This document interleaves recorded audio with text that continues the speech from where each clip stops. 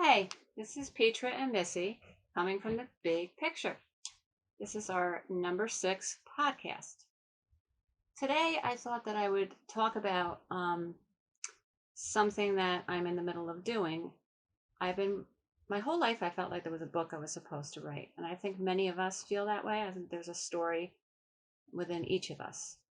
And I've been working on it.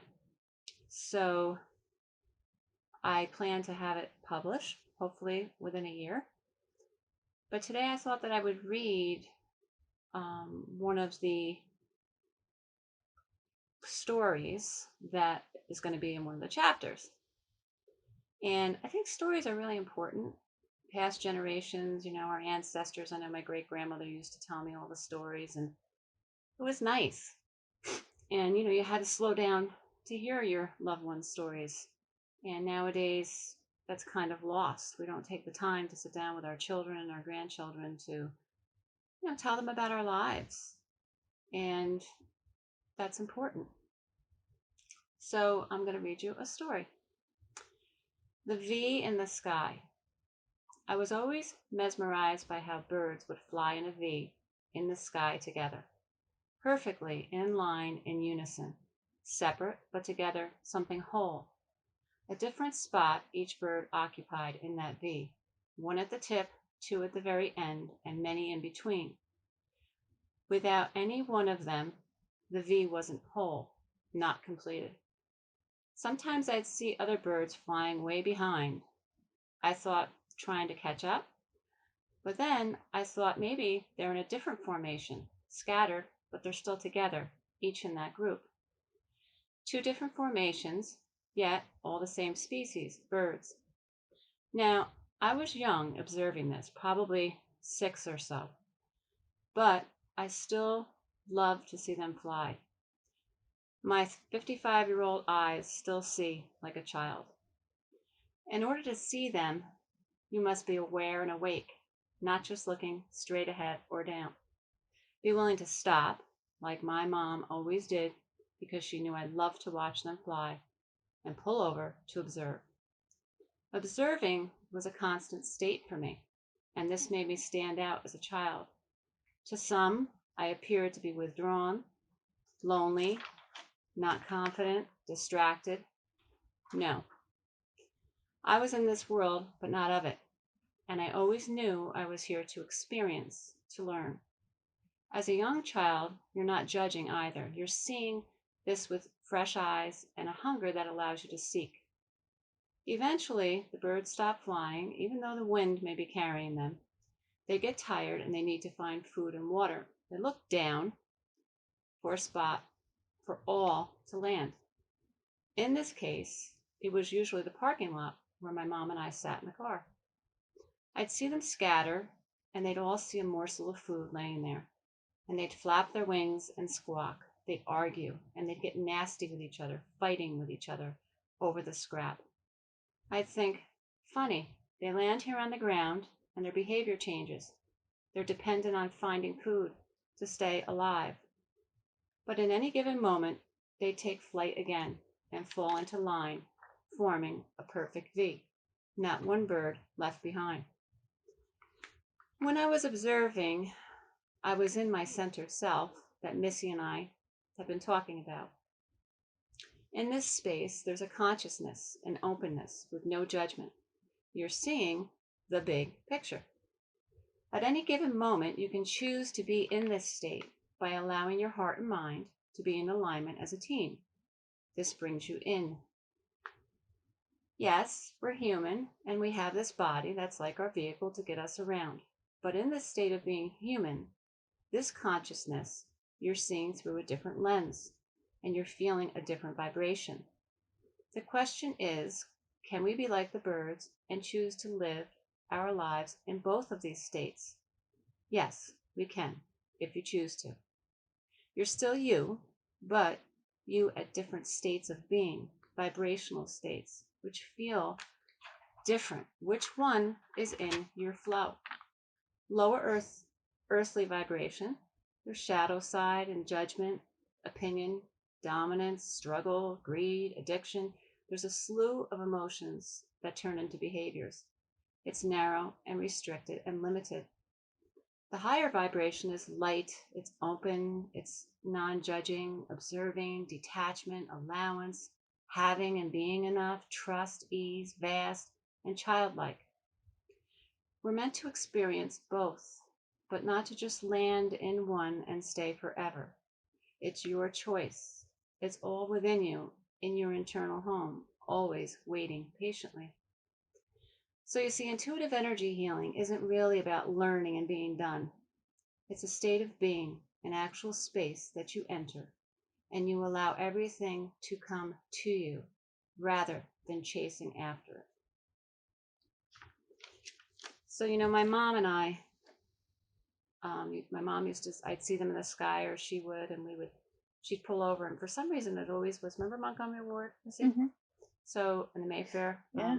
Mayfair Theater, yeah, it was, lots of times it was there, and I just loved seeing them fly. Mm-hmm.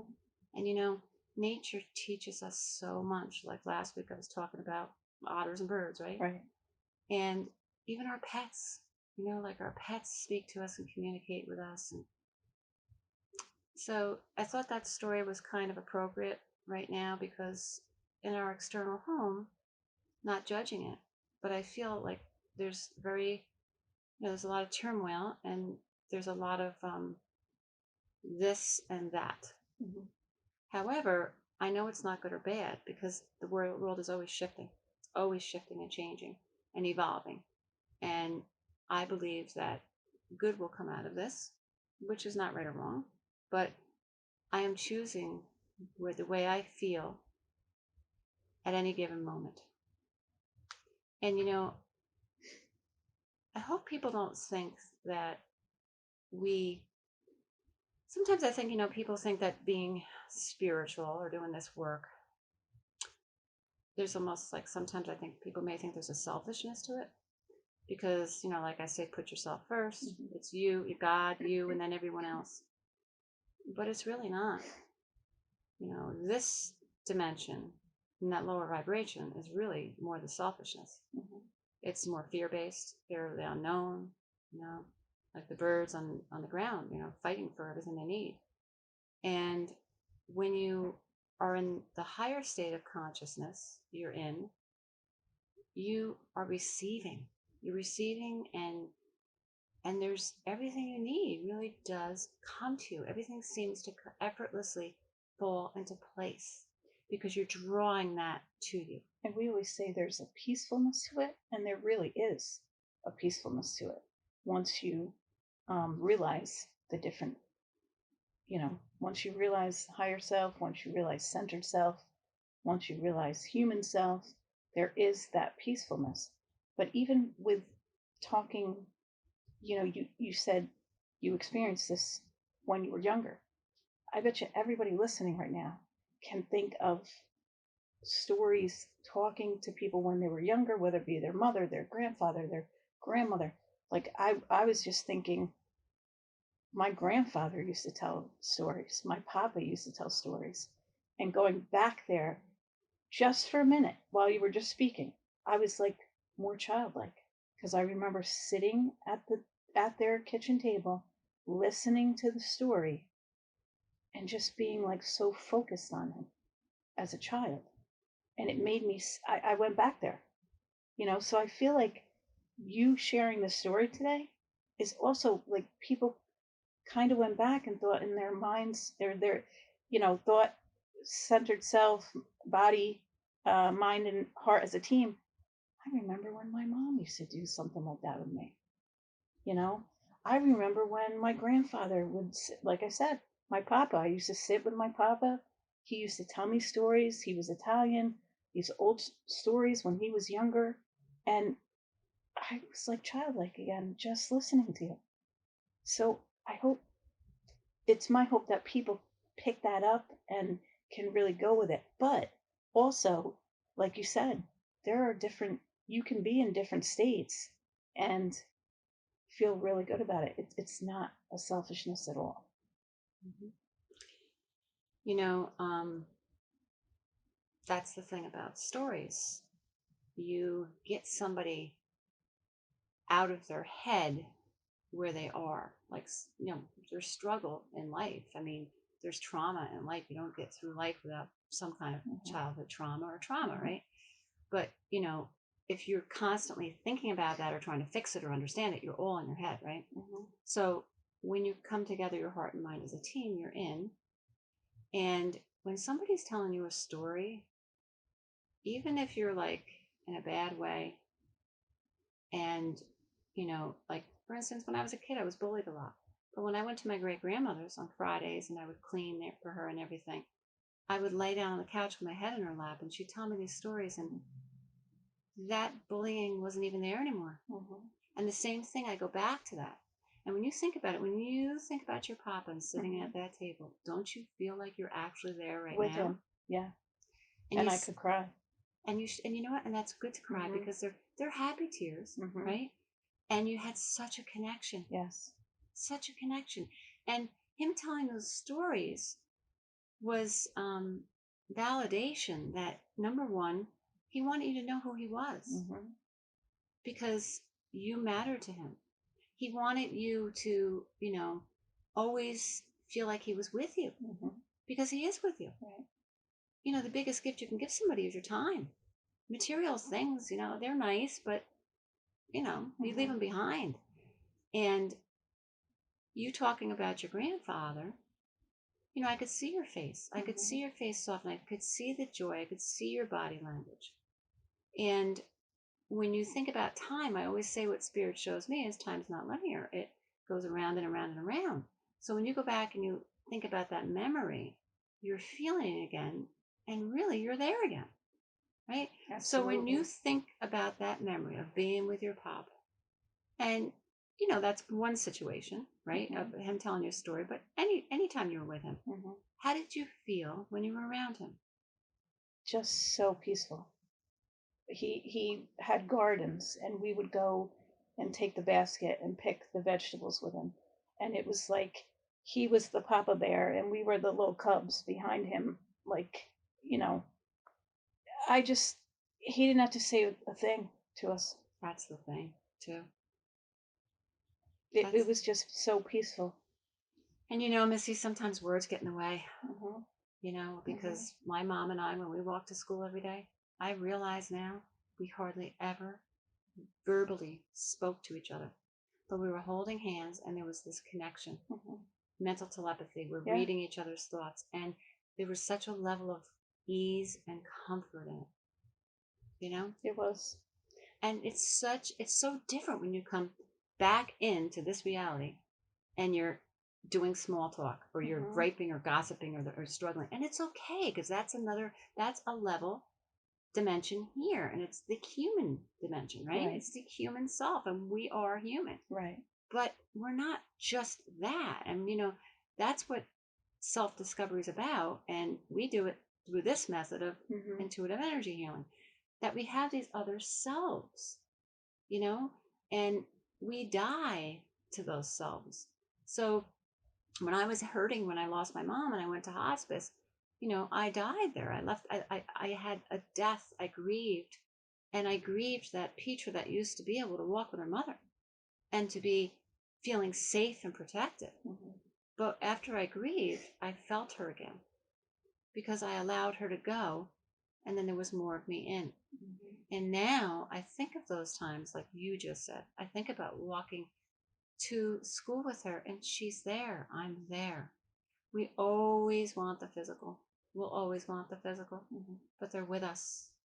And the more you raise your vibration and live on that higher plane, that higher state of consciousness, It's you live a life that is so, like you said, it's peaceful, it's vast, it's a blended feeling. Mhm. There's no me, you. You're just, you're whole. And it's like, I want to live that way. Mhm. And it may sound crazy to someone. Like someone might go, "Oh my God, she's like, ugh, get real. Have a reality check. Don't you see what's going on in the world?" Absolutely, I do. Mhm. But I'm not judging it. I'm not going to go out to preach to people and say, this is the right way, that's the wrong way. No. People's actions are not aligning to their words. They're saying, they're what I am observing, I'm not judging it, is they are, you know, they're coming from a mindset of, this is what I want the world to be like because I care. And I'm observing, and their message is there, but their actions, their words are not aligned to that because they are in this dimension where we're human, where there's you and me, there's right and wrong, like we're taught bad, good, like you know, in school, like I said, we're taught these words. So there's conflict, and somebody wants to be right, somebody wants to be wrong, and that's struggle. And that is never going to change. And it's supposed to be like that here. It's supposed to be like that here. You know, I mean, it's the human self. It is the human self. So it's just to accept that and say, you know what? But when you step up into that other state of consciousness where the centered self is, there is what you are trying to force people to be. You have it. It's already there. It's a space. It's a space that you step into. It's there. You don't have to create it. You don't have to find it. Nothing's broken. You don't need to fix it. And it feels good. It feels good. So when you experience that consciousness and that state of feeling good in that space of feeling good, it's, at least with me, I'm more there. And it may sound a little weird to people, but the comfortableness in the reality, of course we're here in this dimension, but I'm more comfortable in my centered self than I am in this human dimension. And if I choose to stay there most of my day. And if I can do that and I can practice that, it becomes so much easier. It becomes a habit. And it's not to judge anyone. It's not to, but it's like, you know, before, if someone was gossipy around me, I would try to, I don't know if it go along with the conversation was the right thing to say. You know, I wouldn't try to say anything mean about anybody else, but I would kind of like shake my head or whatever. But now I'm just like, you know, and just that kind of has that go away, you know, um, not getting into the story with the other person, not fueling the energy. They're neither right nor wrong. That's just, they're living their human experience.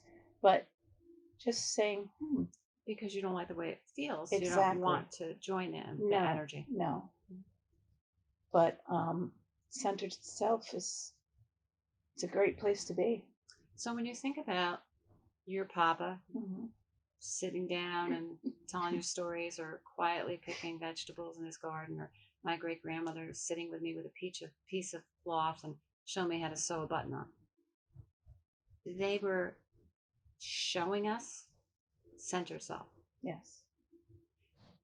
So that was the gift. We saw it, you know, and they lived it. Most of that, I mean, my great grandmother lived it. I can remember my mom would drop me off on Fridays, and my grandmother, this is my great grandmother, this is the grandmother that raised my mom, because her mother didn't want her. Her father was an alcoholic, so her paternal grandmother raised her and my aunt, and her name was Jenny Quinn, and she came from an orphanage, and she only went to like 6th grade. She could hardly read or write, and she was, you know, I guess she did quite well, but then the depression hit. She bootlegged. I mean, she was a colorful person. And after my mom passed away, my mother's cousin told me that she actually ran a brothel and that she was very good to her girls, but they never told my mom because they didn't want to upset my mother. I thought it was like cool. I wish I had known it so I could have talked to her and gotten that story. But she didn't have much. But I remember my mom would drop me off on a Friday. She didn't even have a vacuum cleaner. Yeah. We'd bring up the vacuum, and My mom, would pick up a pizza, and there was this simplicity to it, and they were always the same. Like your papa was Yes. always the same, Yes. steady, consistent, Very steady. right? Not like when you're human, you have highs, No. lows. Very steady. Very calm. It's so nice, isn't it? Yeah. So I can remember very often her sitting on the stoop, not the porch, the stoop, and she would sit with her hands folded in her lap, and she would take her thumbs and they would circle each other, like, just, I used to say, twiddling your thumbs. Mm-hmm. And she would just be looking off, and, like, one little pot with a marigold in it. And she would just have this look on her face that was just like, I get it. Mm-hmm. I'm here. I arrived. I completed it. I did my work, Mm-hmm. And this goodness. Yeah. This goodness. And I loved being in her company. Mm-hmm. And I was 12 when she died. She was 92, and it crushed my mother because that was the matriarch of the family, and Mm-hmm. she was just, you could depend on her. And I'm talking about, it's not like she could give you money. She didn't Right. have that, but you could depend on her being the the the person in the family that was steady, that made you feel safe, that when you were scared or you were like vibrating with fear or the unknown or whatever, the minute you got in her space, everything quieted down and you came in, and it was, you were in the moment. Mm-hmm. They brought you in the moment. Yes. And everything is fine in the moment. And the moment is where life is happening. There's the past, there's the future, but it's happening in the moment. And didn't you also feel like they saw you? Oh, yeah. Like they saw you. Mm-hmm. And that's part of it too, Mm-hmm. And that's part of the telepathy. Like just like the look that my papa gave me. And it's like, I see you. Soul to soul. Yes. That's what it was. Soul to soul. So if you think about what's going on nowadays, and it's mostly, it's political. I'm not going to get into it, but I mean, it's political, and COVID and different things, and masks, not masks. There's a lot of arguing and bickering and stuff. Do any of them see each other? They don't even see themselves. No. And we're here, I always say, to be mirrors for each other. And they're not even awake enough to see reflections Mm-hmm. because they're caught up in what they think has to be. Mm-hmm. They're projecting, they're chasing after something. And I'm not saying that they're doing it because they're bad people. No. I've been there. I lived my life a lot. But No. I'm going to tell you something. It's exhausting. Yeah. It's not life-giving. And it's stifling. There's no room for excitement or creativity. And I feel like once they get exhausted, the anger comes out. The emotions come out. Like that exhaustedness creates a lot in them. And that is the human experience, but it then becomes that level of um and that's what we see. That's what we see. Mm-hmm. And again, I'm no better than you, you're no better than me, people listening are no better than anybody else. you know it's just the way you choose to live your life. And I say that the spiritual road it doesn't get broader, it gets narrower. And by that, I mean you honor yourself. And again, you have to be willing to feel. Mm-hmm. And I've always been observing and knew I was in this world, but not of it. And feeling was something I know no other way to be. A lot. Yeah. Been that way my whole life. Mm-hmm. And that's my intuition. That's why I work with people, because I feel what you're feeling. Mm-hmm. So, if I choose to get in the middle of that, what's going on, I'll get sick. Like Right. literally get sick. Mm-hmm. And so why would I keep myself there? Because number one, I'm not doing any good. I'm just lowering my vibration, and I'm not with myself. And it doesn't feel good. No, it feels terrible. Mm-hmm. So that's why I say it's important to Mm-hmm. feel, because why wouldn't you feel the way you want to feel? Mm-hmm. That's not selfish. Not at all. Because then you're out in the world feeling good, letting your light shine. Mm-hmm. People see it. They're either drawn spreading. To it or not. Yeah, it's spreading. Exactly. Mm-hmm. And people around you in your own little circle, they see it. They see it. And you know what it does? Do you know what it does? It makes them feel. It gives them. It's saying, I'm going to allow you to be you. So think about it. Your papa and my great grandmother allowed us to be ourselves.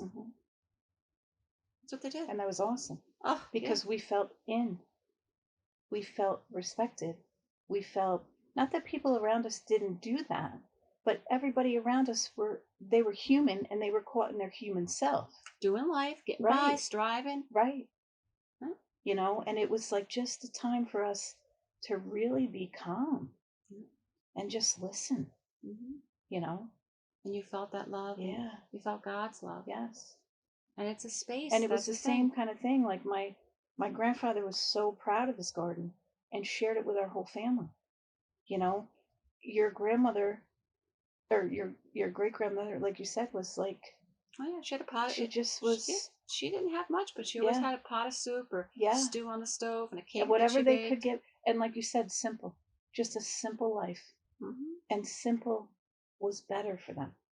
And that generation, like my grandmother, came from an orphanage. Yeah, an orphanage. And she appreciated everything she had. Exactly. And she didn't want much. You know, I can remember in her closet, she had like 4 house coats. That was it. Yes. So, you know, stuff is a distraction, and I'm guilty of it. I have a lot of stuff I don't need. We all have a lot of stuff. I know. But, you know, I don't know. My grandfather, he ran a restaurant, and he was very proud of his restaurant, and, you know, a pizza place and a restaurant, Italian restaurant. And then he also was a barber, and he had it in the bottom of his basement, you know, so it was like simple. And if you think about that, that's serving people. Yes. Both of those things where you're serving people. Yes. You know, because, you know, giving feels good. So even that, like, you know, givers, takers, you know, you give something to somebody because you love them, but you're also feeling really good when you do it. So you're doing it for yourself too. Yes. And he was a giver. Yeah. And didn't your grandmother was a giver. And didn't need anything in return. Nothing. Because she didn't need anything. Nothing. She was in her centered self. She was whole. And they give from abundance. They do. So that's the thing. That's the thing I want to point out is when you're in your centered self, you have abundance, right? Yes. Abundance. When you're in that lower human self, and we're human, but you never have enough. You never are enough. No. You never have enough. You're goal oriented. I have to get this. I have to get the house. What can I do next? What can I get? What can I get? You know, can't sit still. My to-do list. It's never ending. No. It's that striving and then arriving. And I think it comes with, you know, life experience. It comes from struggle. I mean, that's why everything's it is what it is, we say, because, you know, it's a journey. Life is a journey. And if you think of it like a puzzle, you know, you do the outside frame, right? And then you find the other pieces, and some pieces are harder to find. And then, you know, you have the whole puzzle. It's all put together. I like that. Now, so parts of our life, you know, the frame is like a foundation. Your papa, my great grandmother, they gave us a foundation.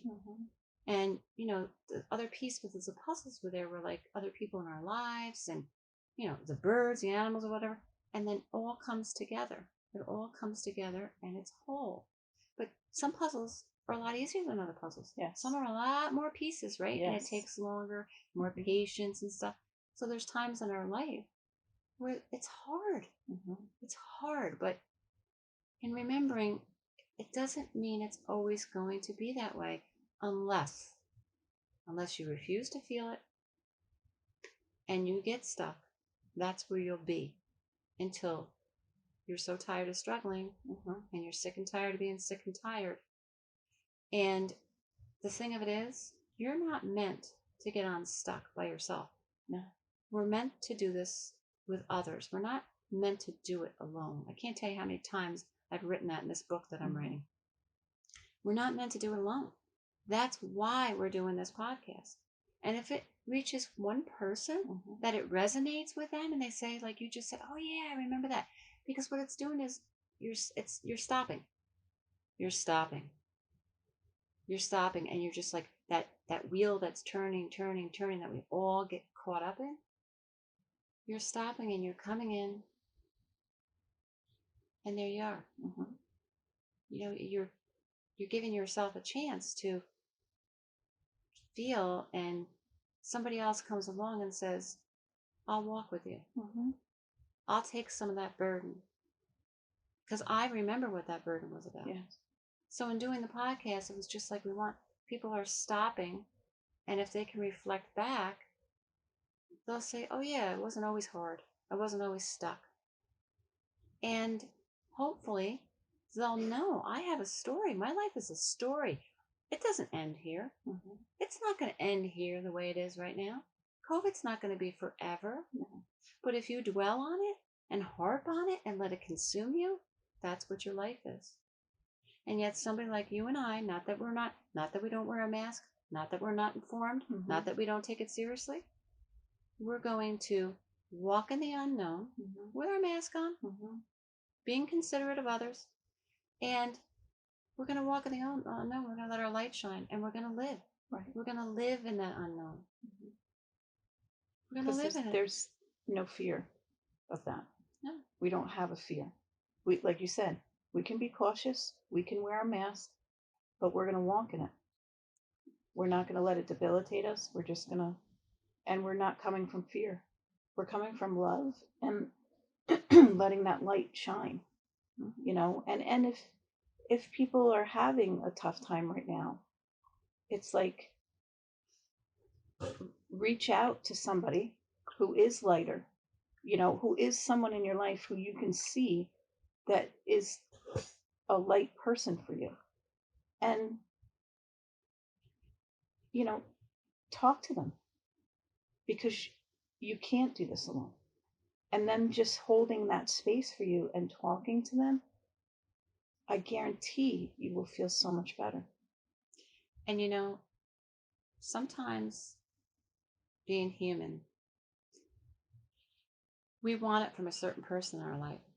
Like, I want that from my mother. Mm-hmm. But your mother doesn't do it for you. Mm-hmm. Never has. And that's what other people's mothers do. So you want it from your mother. Mm-hmm. So there's more struggle. That your mother may not have it to give. Mm-hmm. She may not have gotten there in her story yet and doesn't have it to give. So sometimes it comes from people that we least expect it from. Right. For me, it was total strangers. Mm-hmm. When I was ready and had time to grieve my mother 11 years after she died, because I had my dad and life was going on, Mm-hmm. my kids, marriage, my business, everything, until I basically had like a breakdown. I was exhausted. I couldn't struggle anymore. And hospice grievance group Mm-hmm. they were strangers, but we sat in that circle and we felt, and we were vulnerable. We cried. Some were angry. We were all in the same boat. So nobody could fix anybody. No. We basically felt. And you didn't feel like you had to fix anybody. You just listened. Yeah, because we were all in the same boat. Right. And it was like, this sucks. Mm-hmm. I want it to not be this way. I want them back. Mm-hmm. And there's a lot of that. But it was like 12 weeks, I think it was. Every week going there. And after a while, I wanted to go there because I was creating a new life right there. Like it felt good to be there with those people because I had it to give. And there's something about being in the same space and feeling the same way. So if you are stuck, it's not that you want somebody to pull you out because you don't want to feel like you can't climb out yourself. No. Nobody wants to feel like they can't take care of themselves. Right. But it's nice to hear, I'm throwing you a lifeline. And I was in the hole once too. I know what you're feeling. Mm-hmm. Come with me and I'll tell you my story. Mm-hmm. And that's what life is about. Mm-hmm. And also, like what I said before, reaching out to somebody that you can trust, because you also don't want to feel like, oh, now I can't do this by myself. Now I always have to reach out to this person, because that's a fine line too. So I'm not really, you know what I mean? Mm-hmm. Because you don't want that. I'm trying to think of people out there who are suffering right now and who are and my thought was to reach out to somebody who you could trust, find a group, reach out to us, reach out to Hmm. us. It's, you know, like I said, you also don't want to feel like you can't fix it on your own. But sometimes I've always felt sometimes just getting it out and having someone listen. Hmm. I never felt like they had to give me advice or try to fix it. And maybe that's the thing too, to realize that, you know, heart and mind as a team, reach out to someone, but let them know you don't have to fix this for me. Could you just please listen? Hmm. You know, because you don't want to be dependent on, like, there, you don't want to create a codependency Hmm. either, you You know. want to feel free. Right.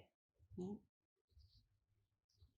So, like you said, even reaching out to us. I mean, in the comments, Mm-hmm. if you're struggling with something, you don't have to leave your name. Mm-hmm. If you're struggling with something, write it down in a couple of words and we can touch upon it. Mm-hmm. And, we would love to do that. Absolutely. Yeah. And, there's something about being childlike. That's the other thing, too. I feel like a big kid. Mm-hmm. I love it. Mm-hmm. It's fun. It sure is. I'd like to leave you with something that my granddaughter said. She's only 4 years old. She was playing with her dolls and speaking to them. 4 years old. And she said, "Life is created by curiosity, big and small. Just remember to believe in your story, or else no one will." Isn't that precious? I am so fortunate to have her in my life and my grandson too. I learned so much from her. And she's telling her dolls her story. And too, you feel like you can dream. Like, you can actually dream when you're in that higher state of Mm-hmm. consciousness. And it's like you look forward to life. You do. You look forward to life, and it's just that's the gift. It is a gift, and it's a meaningful gift. Mm-hmm. But we're here to experience. Mm-hmm. But years ago, when I was watching those birds, I was experiencing the detachment. I didn't look at the birds when they were fighting for the scrap of food and say those are bad birds. Oh, now they're good birds. No, No, they were being birds. Just allow them to be birds. you were just observing them. But to this day, it just amazes me. You know, they really trust. They trust that the world's going to, God's going to give them food, God's going to give them water, and we have so much to learn from the birds. So this week, if you allow yourself to just stop for a moment on your way out to your car to go to work, look up in the sky. You'd be surprised how that'll bring you in, how it will take you out of yourself and all of your problems and the way you're feeling. And, oh, I have to go to work and face this or face that. And really allow yourself to look, allow yourself to see the treetops and hear what you're hearing and feel the wind on your face and feel that it's cold. And, you know, take your light and spread it to others. So thank you for listening, and we really appreciate your time. And again, if you want to leave a comment, we would really appreciate that. And I wish you a beautiful week. Thanks. Thank you.